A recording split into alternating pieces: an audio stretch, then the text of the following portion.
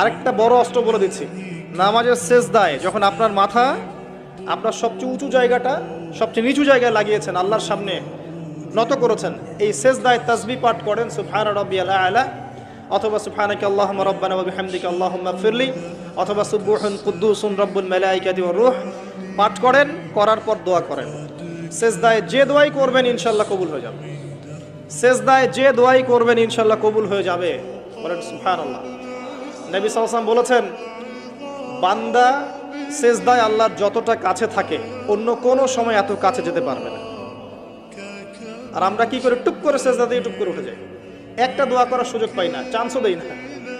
সেজদায় দোয়া কবুল হয়, প্রত্যেকটা সেজদায় একটা করে দোয়া করেন না, একটা করে দোয়া করেন।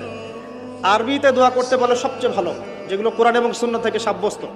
যদি নফল নামাজ পড়েন, আপনার আরবি জানা নাই মোটেই, বাংলাতেই বলেন, আল্লাহ আমি অসুস্থ, আমাকে শেফা দাও, আল্লাহ আমার ছেলেটাকে হেদায়েত দাও, আল্লাহ আমার রিজিক প্রশস্ত করে দাও, আল্লাহ আমাকে হালাল রিজিকের ব্যবস্থা করে দাও, আল্লাহ আমাকে মাফ করে দাও, বলা যায় না?